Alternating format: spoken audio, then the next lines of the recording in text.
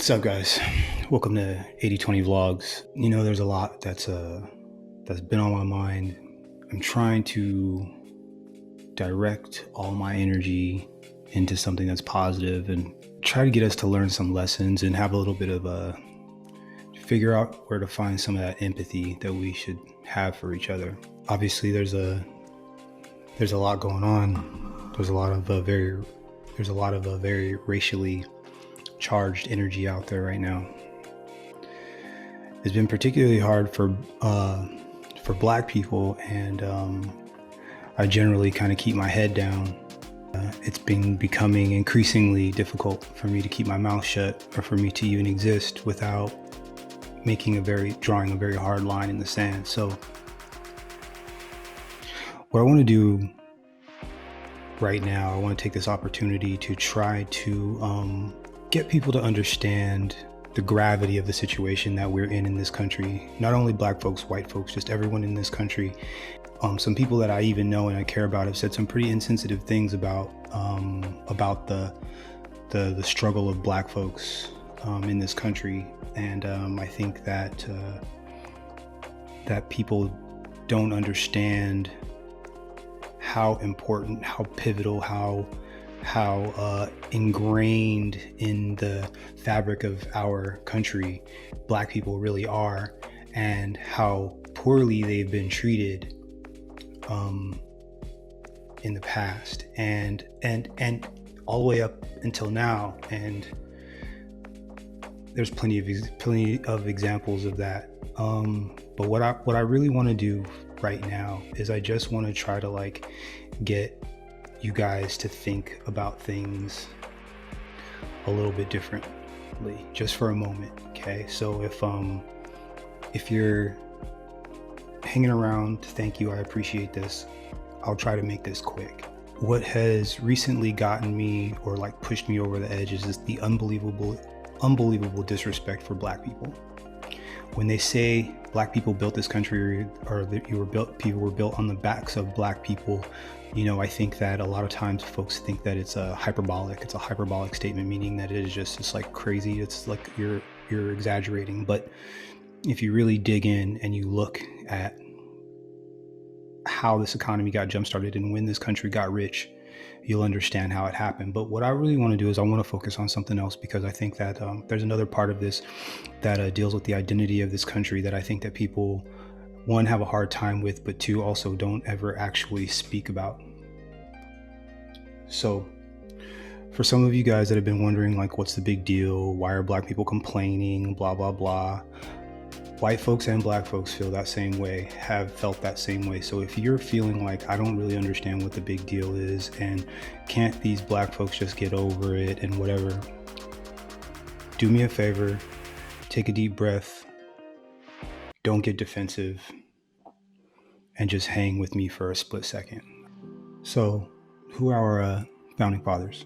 George Washington, Alexander Hamilton, Thomas Jefferson, John Adams. Right, those are who we would consider our founding fathers. Look it up. All of our founding fathers had slaves and or servants. Those are the founding fathers. Those are the people that wrote our Constitution. George Washington was documented to have over 300 slaves when he died.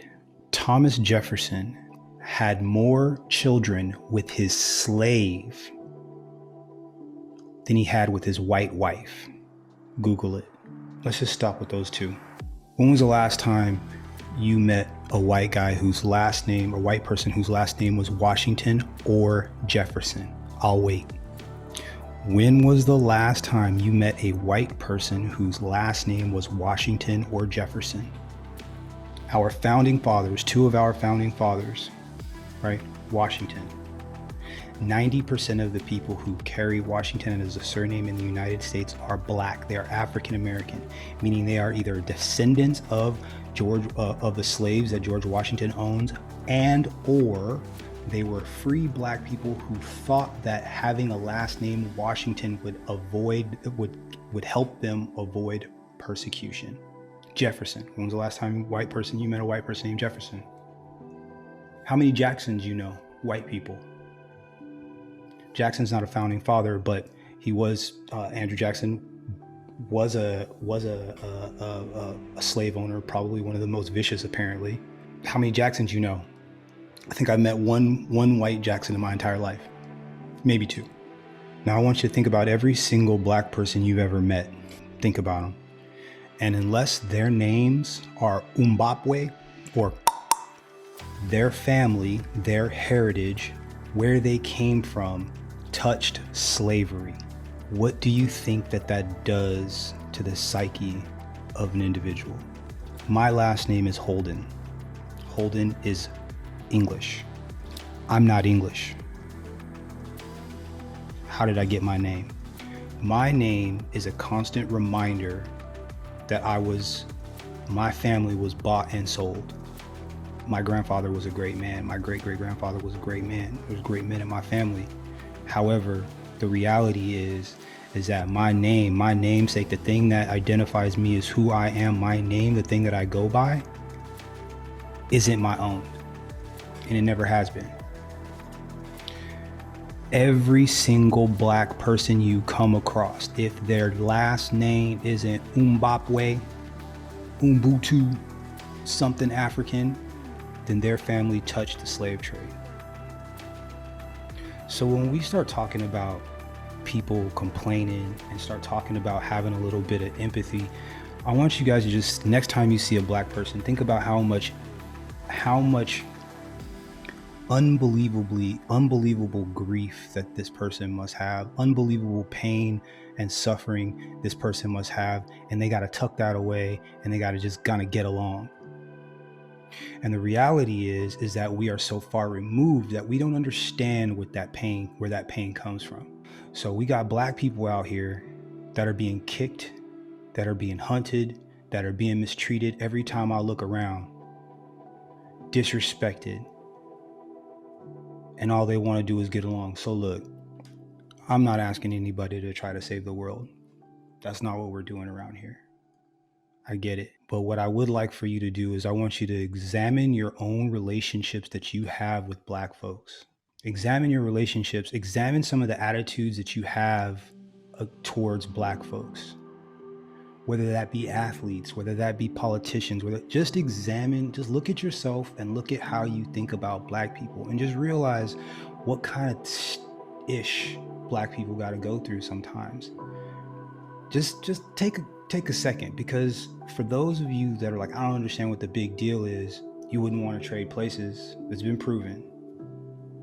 And I'm going to get into a lot of the details. I'm going to get into that later on. But what I really would like for people to do is to just take for a split second, take a deep breath, examine your relationships that you have with people of color and think, you know what, do I prejudge them? Do I put them in a box? Do I give them enough latitude to be themselves? Do I ridicule them? Even if it's friendly, is it friendly ridicule? Do I make them uncomfortable? Do I care enough about how they're feeling? That's it. You know what I mean? Like, you ain't got to change the world. Just examine your own relationships that you have with people of color, with black people. And if you have an opportunity to help them or to understand what they're going through, and you take a second to just have a conversation, I think you should do it. So, this last year has been crazy for me just because of the things that I've had to see and watch and hear. But thanks so much for listening. A lot more to come, but I just thought to get some of that off my chest, and I'll just make sure that moving forward, I'm gonna go ahead and stay on the fitness thing and do all that, whatever, because that's just what I do. But before I get deep into that, I just really want to make sure that people know where I stand when it comes to a lot of these things. So anyways, Erykah Badu said it best, I'm an artist and I'm sensitive about my shit. Peace.